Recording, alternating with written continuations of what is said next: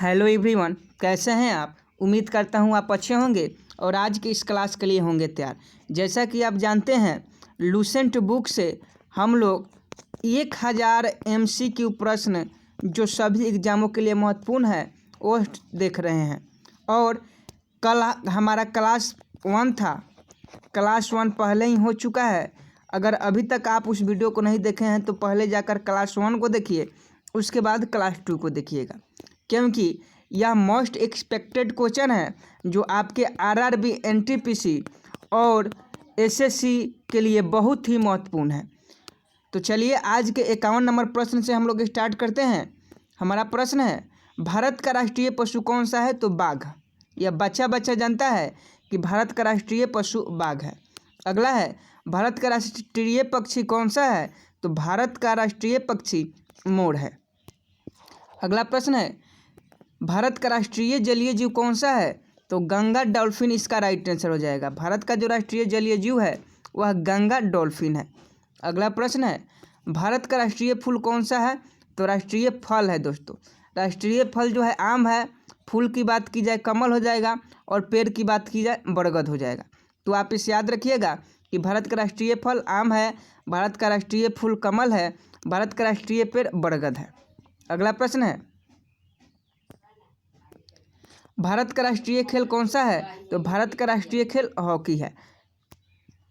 अगला है, भारत के राष्ट्रीय झंडे की लंबाई और चौड़ाई में अनुपात कितना है? तो 3:2, 3:2 जो है और भारत के राष्ट्रीय झंडे की लंबाई और चौड़ाई में अनुपात होता है। आप इसे याद रखिएगा क्योंकि बहुत ही इंपॉर्टेंट क्वेश्चन है और यह एग्जामों में पूछा गया प्रश्न है। तो आप इस प्रश्न को याद रखिएगा कि भारत की झंडे की जो चौड़ाई और लंबाई की अनुपात होती है वह 3:2 होती है। अगला प्रश्न है, भारत का राष्ट्रगान किसने लिखा? भारत का राष्ट्रगान किसने लिखा? या क्वेश्चन आपसे ऐसा पूछ सकता है कि भारत का जन गण मन किसने लिखा? तो यह लिखे थे रविन्द्रनाथ टैगोर, जिन्हें गुरुदेव के नाम से भी जाना जाता है। गुरुदेव के नाम से भी जाना जाता है। अगला प्रश्न है, भारत का राष्ट्रगीत कौन सा है? तो भारत का राष्ट्रगीत वंदे मातरम है। भारत का राष्ट्रगीत कौन सा है? तो वंदे मातरम है। अब हमें बताइए कि वंदे मातरम जो भारत का राष्ट्रगीत है उसके रचयिता कौन है? तो इसके रचयिता बंकिम चंद्र चटर्जी हैं। बंकिम चंद्र चटर्जी ने वंदे मातरम को लिखा है। अगला प्रश्न है, भारत का राष्ट्रीय गीत किसने लिखा? अभी बताया है बंकिम चंद्र चटर्जी। और भारत का राष्ट्रीय गीत क्या है? वंदे मातरम। राष्ट्रगान और राष्ट्रीय गीत में बहुत लोग कंफ्यूज रहते हैं, तो आप कंफ्यूज मत होइएगा। अगर राष्ट्रगान की बात की जा रही है मतलब जन गण मन की, और राष्ट्रगीत की बारे में बात की जा रही है इसका मतलब वंदे मातरम की। अगला प्रश्न है, महात्मा गांधी को राष्ट्रपिता सबसे पहले किसने कहा था? तो महात्मा गांधी को राष्ट्रपिता सबसे पहले नेताजी सुभाष चंद्र बोस ने कहा था, जिन्होंने 1939 में कांग्रेस छोड़ने के बाद फॉरवर्ड ब्लॉक की स्थापना की। अगला प्रश्न है, हमारा राष्ट्रीय पंचांग कौन सा है? तो हमारा राष्ट्रीय पंचांग जो है वह शंख संवत है। अगला है, राष्ट्रगान गाने की अवधि कितनी होती है? तो 52 सेकंड राष्ट्रगान गाने की अवधि होती है।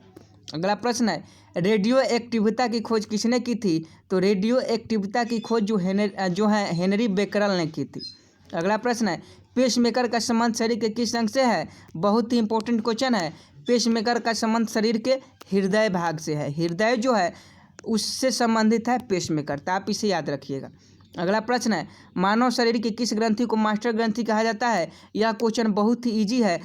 मानव शरीर के पीयूष ग्रंथि को मास्टर ग्रंथि कहते हैं, जिसे इंग्लिश में पिट्यूटरी ग्लैंड भी कहते हैं। तो आप इस क्वेश्चन को जरूर याद रखिएगा। और अगर आपको वीडियो पसंद आ रही हो तो वीडियो को लाइक करते चले। आपके लाइक करने से हमारा जो मनोबल है वह बढ़ता है। और अभी तक इतने बच्चे हैं, लगभग 500 के बच्चे देख रहे हैं, लेकिन फिर भी लाइक अभी नहीं हुआ है। तो आप इस वीडियो को लाइक करें, शेयर करें और नोटिफिकेशन पाने के लिए चैनल को सब्सक्राइब कर ले, ताकि हर वीडियो का नोटिफिकेशन आप तक पहुंच सके। अगला प्रश्न है, कार्बन का सर्वाधिक शुद्ध रूप कौन सा है? तो हीरा इसका राइट आंसर हो जाएगा। अगला है, एक्सरे का आविष्कार किसने किया था? तो एक्सरे का आविष्कार जो है वह रॉटजन ने किया था। अगला प्रश्न है, किस धातु का प्रयोग मानव द्वारा सबसे पहले किया गया है? तो तांबा धातु का प्रयोग जो है वह मानव द्वारा सबसे पहले किया गया है। अगला प्रश्न है, अंतरिक्ष यात्री को बाह्य आकाश कैसा दिखाई पड़ता है? तो जो एस्ट्रोनॉट होते हैं, वह अंतरिक्ष यात्री जो होते हैं, उन्हें बाह्य आकाश काला दिखाई देता है। अगला प्रश्न है, दूरबीन का आविष्कार किसने किया था? तो दूरबीन का आविष्कार गैलीलियो ने किया था। अगला प्रश्न है, दिल्ली स्थित महात्मा गांधी की समाधि का क्या नाम है? तो दिल्ली स्थित महात्मा गांधी की समाधि स्थल का राजघाट नाम है। और लाल बहादुर शास्त्री की समाधि स्थल अगर पूछा जाए तो वह विजय घाट हो जाएगा। तो आप दोनों याद रखिएगा, अगर महात्मा गांधी की समाधि स्थल के बारे में पूछा जाता है तो वह राजघाट हो जाएगा, और लाल बहादुर शास्त्री जी का समाधि स्थल के बारे में पूछा जाता है तो विजय घाट हो जाएगा। अगला प्रश्न है, भारत में पहली रेल कहाँ से कहाँ तक चली? तो भारत में पहली रेल बम्बई से थाने तक चली, और यह कब चली थी? तो 1853 ईस्वी में चली थी। अगला प्रश्न है, भारत में पहली बार मेट्रो रेल सेवा किस नगर में आरंभ की गई? तो भारत में पहली बार मेट्रो रेल सेवा कोलकाता में आरंभ की गई। और कोलकाता किस स्टेट में पड़ता है? तो वेस्ट बंगाल में कोलकाता पड़ता है। और कोलकाता के चीफ मिनिस्टर कौन है? तो ममता बनर्जी जो हैं वह कोलकाता के चीफ मिनिस्टर हैं। अगला प्रश्न है, प्रथम भारतीय अंतरिक्ष यात्री कौन थे? तो स्क्वाड लीडर राकेश शर्मा जो थे, आप केवल राकेश शर्मा याद रखिएगा कि प्रथम भारतीय अंतरिक्ष यात्री राकेश शर्मा थे, जो 1984 में अंतरिक्ष में गए थे। अगर विश्व में पूछे कि विश्व का सबसे पहला अंतरिक्ष यात्री, तो यह यूग्रीन गार्गिन हो जाएगा, यूगिन गार्गिन हो जाएगा, आप इसे याद रखिएगा। अगला प्रश्न है, भारत की प्रथम महिला मुख्यमंत्री कौन थी? तो भारत की प्रथम महिला अगर चीफ मिनिस्टर की बात की जाए तो यह श्रीमती सुचेता कृपलानी हो जाएगी। और अगर आपसे राज्यपाल गवर्नर की बात की जाए तो वह सरोजिनी नायडू हो जाएगी, जिसे भारत की कोकिला भी कहा जाता है। अगला प्रश्न है, हरियाणा के पहले मुख्यमंत्री कौन थे? तो हरियाणा के पहले मुख्यमंत्री जो थे वह पंडित भगवत दयाल शर्मा थे। अगला प्रश्न है, संयुक्त राष्ट्र संघ की स्थापना कब हुई? बहुत ही इंपॉर्टेंट क्वेश्चन है। तो संयुक्त राष्ट्र संघ की स्थापना जो है वह 24 अक्टूबर 1945 को हुई थी। 24 अक्टूबर 1945 को हुई थी। और इसी के कारण हर साल 24 अक्टूबर को यूनाइटेड नेशन डे सेलिब्रेट किया जाता है, यूएनओ डे सेलिब्रेट किया जाता है। अगला प्रश्न देखते हैं। अगला प्रश्न है हमारा, संयुक्त राष्ट्र संघ का मुख्यालय कहाँ स्थित है? तो संयुक्त राष्ट्र संघ का मुख्यालय न्यूयॉर्क में है, जो यूएसए में पड़ता है। अगला प्रश्न है, संयुक्त राष्ट्र संघ के पहले महासचिव कौन थे? तो संयुक्त राष्ट्र संघ के पहले महासचिव त्रिगवेली नार्वे थे। अगला प्रश्न है, इस समय संयुक्त राष्ट्र संघ के कितने देश सदस्य हैं? तो इस समय संयुक्त राष्ट्र संघ के 193 देश सदस्य हैं। अगला है, संयुक्त राष्ट्र संघ सुरक्षा परिषद के कितने देश सदस्य होते हैं? तो संयुक्त राष्ट्र संघ सुरक्षा परिषद के 15 देश सदस्य होते हैं। अगला है, संयुक्त राष्ट्र संघ सुरक्षा परिषद के कितने देश अस्थायी सदस्य होते हैं? तो 5 देश अस्थायी होते हैं। अगला है, अंतर्राष्ट्रीय न्यायालय का मुख्यालय कहाँ है? तो अंतर्राष्ट्रीय न्यायालय का जो मुख्यालय है वह द हेग में है, जो हॉलैंड देश में है। अगला प्रश्न है, संयुक्त राष्ट्र संघ के वर्तमान महासचिव कौन है? तो बान की मून जो है वह संयुक्त राष्ट्र संघ के वर्तमान महासचिव हैं। अगला है, संयुक्त राष्ट्र महासभा में हिंदी में भाषण देने वाले भारतीय कौन थे? तो संयुक्त राष्ट्र महासभा में हिंदी में प्रथम बार भाषण देने वाले भारतीय अटल बिहारी वाजपेयी थे। Atal Bihari Vajpayee is the right answer. अगला प्रश्न है, संयुक्त राष्ट्र संघ सुरक्षा परिषद के अस्थायी सदस्य कितने वर्ष के लिए चुने जाते हैं? तो संयुक्त राष्ट्र संघ सुरक्षा परिषद के अस्थायी सदस्य 2 वर्षों के लिए चुने जाते हैं। अगला है, संयुक्त राष्ट्र संघ का 193वां सदस्य कौन सा देश बना है? तो दक्षिणी सूडान जो है वह यूएनओ का 193वां सदस्य बना है। अगला है, किस विटामिन की कमी से खून का रुकाव बंद नहीं होता है? तो विटामिन के की कमी से खून का रुकाव बंद नहीं होता है। अगर विटामिन के की बात करें तो यह जो है हमारे शरीर में रक्त थक्का बनाने में काम करता है, बहुत ही मदद करता है, इसलिए जो खून नहीं निकलता है। लेकिन जिस व्यक्ति में यह विटामिन के की कमी होती है, इस विटामिन की कमी होती है, उसमें रक्त थक्का ना बन पाने के कारण खून का बहाव रुकता नहीं है। अगला है, हिंदी दिवस कब मनाया जाता है? तो 14 सितंबर को हिंदी दिवस मनाया जाता है। बहुत ही इंपॉर्टेंट है, इसलिए आप इसे याद रखें कि हिंदी दिवस जो है वह 14 सितंबर को मनाया जाता है। अगला प्रश्न देखते हैं। अगला प्रश्न है 93 नंबर, संविधान के किस अनुच्छेद द्वारा हिंदी को राष्ट्रभाषा घोषित किया गया? तो अनुच्छेद 343 के द्वारा